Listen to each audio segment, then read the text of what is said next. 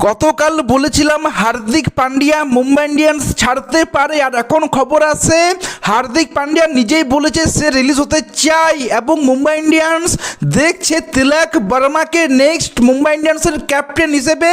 এবং কেকেআর আর দিল্লি ক্যাপিটালস এই দুটো টিম হার্দিক পান্ডিয়াকে নিতে ইন্টারেস্টেড দেখিয়েছে। দেখো কেকেআর যদি হার্দিক পান্ডিয়াকে নেয় আমি বলবো নিয়ে নাও, তাতে তুমি যদি অজিঙ্ক্য রাহানেকে দিতে চাও দিয়ে দাও, মাথিসা পাথিরানাকে চাইলে ওকে দিয়ে দাও, মুস্তাফিজুর রহমানকে চাইলে ওকে দিয়ে দাও, যাকে ইচ্ছে দিয়ে দাও, কিন্তু হার্দিক পান্ডিয়াকে কেকেআরে এটা আমি চাই। কিন্তু যদি দেখো মুম্বাই ইন্ডিয়ান্স বলে ক্যামেরন গ্রিনকে চাই তবে আমরা হার্দিক পান্ডিয়াকে দেব, তাহলে প্রশ্নটা আসছে তোমাদের কাছে জানতে চাই হার্দিক পান্ডিয়াকে নিয়ে পড়ে ক্যামেরন গ্রিনকে দেওয়াটা ঠিক হবে কি না, কেকেআরের এই ডিসিশনটা তোমাদের কাছে জানতে চাই। এবং এর সাথে খবর আছে ঋষভ পান্থ, যেটা বলেছিলাম গতকাল যে ঋষভ পান্থ এলএসজির হয়ে ক্যাপ্টেন্সি করবে না, সো খবর আসছে কেকেআর এবং দিল্লি ক্যাপিটালস আবার সেই দুটো টিমেই যারা তোমার ঋষভ পান্থকে নিতে ইন্টারেস্টেড দেখাচ্ছে। তো ভাই দেখো এইটা আমরা ক্লিয়ার বুঝতে পারছি, যদি কেকেআরের মাইন্ডসেট দেখি তাহলে নম্বর 5-এ ওরা একজন ব্যাটসম্যান দেখছে যারা যে ইন্ডিয়ান হবে। রোবম্যান পাওয়াল চাই না, আমাদের চাই একজন ইন্ডিয়ার ব্যাটসম্যান যে তোমার নম্বর 5-এ ব্যাটিং করতে পারবে, সেটা তোমার ঋষভ পান্থ হোক কি তোমার হার্দিক পান্ডিয়া হোক। এটা আমি যেটা বুঝতে পারছি কেকেআরের মাইন্ডসেট, সে এখন এটাই চাইছে, অভিষেক নায়ার এটাই এখন চাইছে যে নম্বর 5-এ আমাদের একজন প্রপার এক্সপিরিয়েন্স ইন্ডিয়ার ব্যাটসম্যান চাই, সেটা তোমার ঋষভ পান্থ হোক কি তোমার হার্দিক পান্ডিয়াকে হোক। কিন্তু আমার মনে হয় ক্যামেরন গ্রিনকে দিয়ে হার্দিক পান্ডিয়াকে নেওয়াটা উচিত হবে না। কিন্তু হ্যাঁ, ঋষভ পান্থকে যদি কম দামে নেওয়া যায়, এই 10 কোটিতে 12 কোটিতে যদি ঋষভ পান্থকে নেওয়া যায় তাহলে নেওয়া যেতেই পারে, খুবই একটা ভালো অপশন হবে ইডেন গার্ডেন্সের পিচ দেখলে, কারণ এটা ব্যাটিং পিচ, সেখানে ঋষভ পান্থ কেবল এখন 28 বছর বয়স, ওর এখন টাইম আছে। সো ভাই আমি বলবো যদি 10-12 কোটির মধ্যে ঋষভ পান্থকে পেয়ে যাচ্ছ নিয়ে নাও, তাহলে এটাই আমি বলবো। এবং রাজস্থান রয়্যালসের যে আছে কুমার সাঙ্গাকারা, সে একটা স্টেটমেন্ট দিয়েছে, সে বলেছে স্যাম কারানকে দেখলাম আমি ওই ইংল্যান্ডের ক্রিকেট কাউন্টি লিগে, সে খেলছে 2-3টে ম্যাচ সে খেলেছে ইংল্যান্ডের কাউন্টি ক্রিকেট লিগে, তো আমার খুব ইচ্ছে ছিল সে যেন আইপিএলে খেলে, কিন্তু সে খেলেনি আইপিএলে। এটা আমরা দেখো ইংল্যান্ডের আরও অনেক ক্রিকেটারকে দেখেছি, প্রথমে ওই জেসন রয় যে অনেকবার এরকম করেছে, দেন তোমার বেন ডাকেথ সে এরকম করলো, এই বছরে আমরা দেখতে পেলাম। এছাড়া হ্যারি বুক এরকম অনেকে নাম আছে যেটা আমরা দেখতে পাই প্রায় যে ইংল্যান্ডের ক্রিকেটাররা এরকম করে। কিন্তু ওই আমাদের কেভিন পিটারসেন যে বরাবর আইপিএলকে সাপোর্ট করেছে, সেই জন্যই আমি বলি যে ইংল্যান্ডের ক্রিকেটারদেরকে ভালো লাগে। কিন্তু ভাই যেভাবে তোমার ইংল্যান্ডের ক্রিকেটাররা করে আমার ওটা পোষায় না।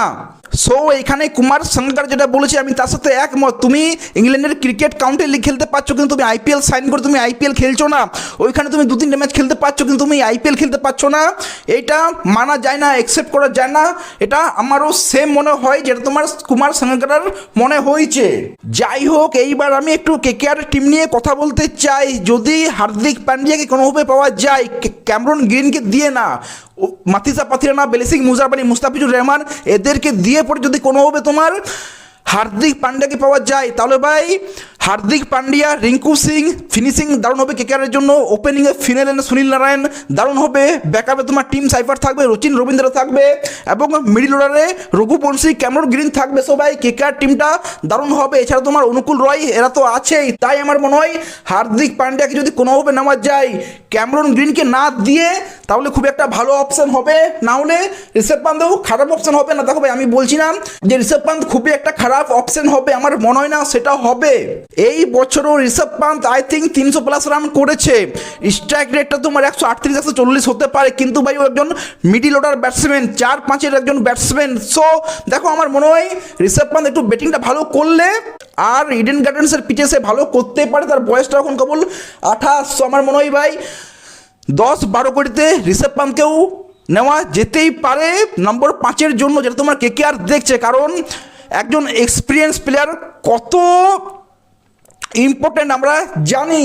আর ঋষভ পান্থ, হার্দিক পান্ডিয়া এদের থেকে ভালো এক্সপিরিয়েন্স প্লেয়ার্স আমার মনে হয় না কেকেআর পাবে। সবাই হার্দিক পান্ডিয়া, ঋষভ পান্থ, তুমি যদি কাউকে নিতে পারো দুজনের মধ্যে একজনকে, খুবই একটা ভালো অপশন হবে। তো এই নিয়ে তোমাদের কি মনে হয় কমেন্টে জানিও। আমি জানি ঋষভ পান্থকে ভাই সবাই বলবে না না, কারণ একবার যখন রিউমার এসেছিল তখন আমি ফেসবুকে পোস্ট করেছিলাম যে ঋষভ পান্থকে কেকেআর নিতে চাও কি না, সবাই বলেছিল না ভাই ঋষভ পান্থকে সম্ভবই না, পসিবলই না, KL রাহুলকে নাও, একে নাও, ওকে নাও, অনেক কিছুই বলেছিল। কিন্তু আমি বলবো ভাই না, KL রাহুল আসবে না, জয়সওয়াল আসবে না।